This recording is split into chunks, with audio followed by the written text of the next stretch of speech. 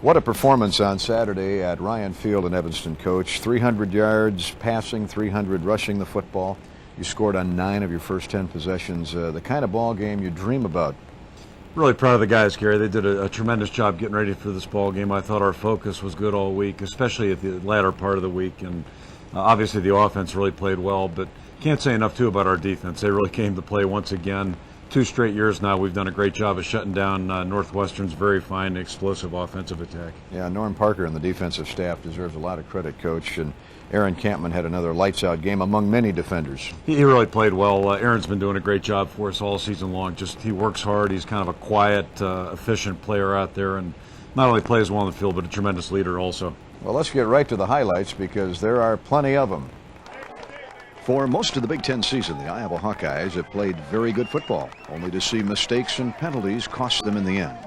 Entering Saturday's game with Northwestern, the Hawks look to put it all together and get back into the bowl picture. What was about to come would be the most dominating victory by the Hawks over a conference foe in many a game. 3rd and 9 instead of 3rd and 3. Here's a little crossing pattern to C.J. Jones, and he's open. Midfield 45-40. Fumbles the ball, but he was out of bounds when he fumbled it. 3 wideouts for the Hawkeyes at the Northwestern 36. No score, just underway. McCann fires over the middle. Caught by Dallas Clark. First down, Iowa at the 25-yard line of Northwestern. And the Hawks go for first and goal. Instead, they get the touchdown. Iowa's Jeremy Allen plows over right guard. Hey, let's give Corey Borchers a little credit. The big kid from Lamar's is the opening drive consumed nearly 8 minutes, and the Hawkeyes had the early lead. The Wildcats' quick strike offense looked to answer, but was shut down immediately. Kyle McCann and company picked right up where they left off. Betts goes in motion as McCann is straight back to pass. Now flips it out to the right to Allen. He's got the whole short side of the field to run. 20, 15, 10, and out of bounds at the 7-yard line. The Hawks look at first and goal. Let's see what happens here. Over left tackle this time. He fights for the goal line. He is over. Touchdown, Iowa. Well, that was just a power football there. Quicker than an instant, Iowa now led 14-0. The defense stepped it up as well and began to dominate the Northwestern offensive attack. Give is to Lawrence, and he is jammed up and thrown down at the line of scrimmage. May have lost a yard. Brad Banks entered the game, and as usual, it didn't take him long to make an impact in electrifying fashion. Play action. Banks going to throw on first down, and he fires it toward the end zone. He's heading it C.J. Jones' way, and he makes the catch. First and goal, Iowa at the Northwestern 4. How's that for a surprise play? Banks' 50-yard strike led to another short Jeremy Allen touchdown run. And before fans had settled in their seats, the Hawkeyes held a commanding 21-0 first quarter lead. The Hawkeye defense forced a turnover as Colin Cole recovered a fumble on the next series. But the Hawks give it right back when Banks' pass was picked off.